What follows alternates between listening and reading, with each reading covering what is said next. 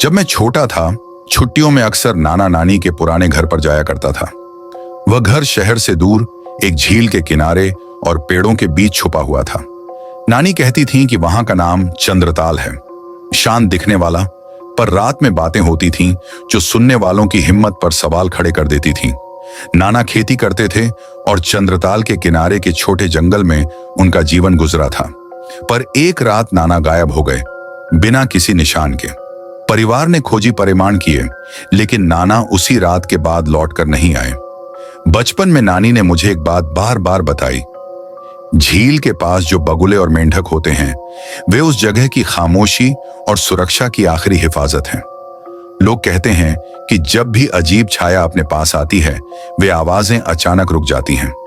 कुछ कहते थे कि आवाजें रुकें तो घबराने की नहीं, भागने की जरूरत है। नाना इस बात पर मजाक करते, कहते, मेंढक क्या करेंगे, हम संभाल लेंगे।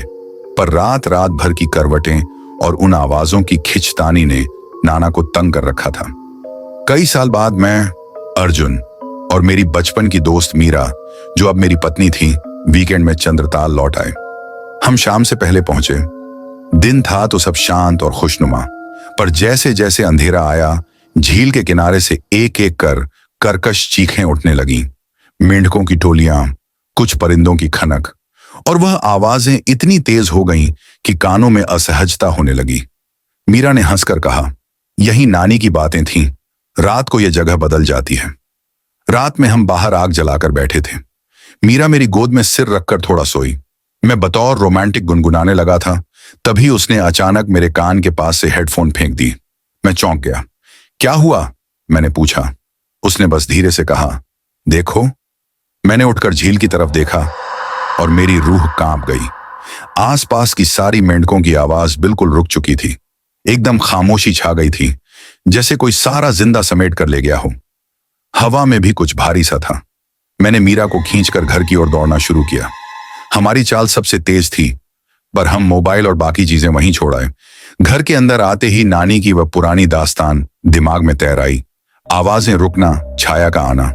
हमने बेसमेंट का दरवाजा बंद किया और अंदर छुप गए। बेसमेंट एक पत्थर की दीवार वाला कमरा था, छोटा पर सुरक्षित लगता था। वहां बैठे हम दोनों पूरी रात दहशत में नब्ज थामे रहे। बीच बीच में ऊपर से पैरों की भारी आवाजें आती, जैसे कोई बड़े बड़े कदम नीचे की ओर आ रहा हो, पर मैं कभी भी किसी चेहरे या शरीर को नहीं देख पाया। सुबह होते ही हम बिना किसी बहस के वहां से चल दिए। मैंने झील की तरफ एक आखिरी बार देखा। पानी पर एक लंबी धुंधली परछाई थी, जो बिल्कुल स्थिर खड़ी दिखी और फिर धुंध की तरह मिट गई। मैं न तो नानी की कहानी पर पूरा भरोसा करने लगा और न ही उसे खारिज कर पाया, पर जो हुआ वह हमारे लिए काफी था। उस रात से चंद्रताल मेरे लिए कभी वही शांत, प्यारा जगह नहीं रहा। कुछ साल बाद मैंने इंटरनेट पर पढ़ा कि दूर किसी और कोने में भी ऐसे ही लोग अज्ञात तरीके से गायब हुए थे। उनके तंबुओं के बाहर व्यक्तिगत सामान बिखरा मिला था, जूते दूर जमीन पर पाए गए थे, पर किसी खून या जंगली जानवर के निशान नहीं थे। अधिकारी और शोधकर्ता कई कयास लगाते रहे।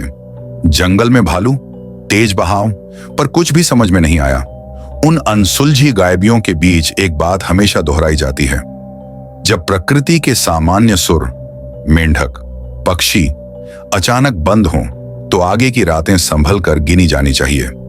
मैं आज भी सोचता हूं, क्या वे गायब हुए लोग प्रकृति का हिस्सा बन गए, या वो कोई छाया थी जो सिर्फ उन लोगों को चुनकर ले गई। मैं हिम्मत करके ये बताता हूं क्योंकि मुझे लगता है कहानियां चक्रवत होती हैं।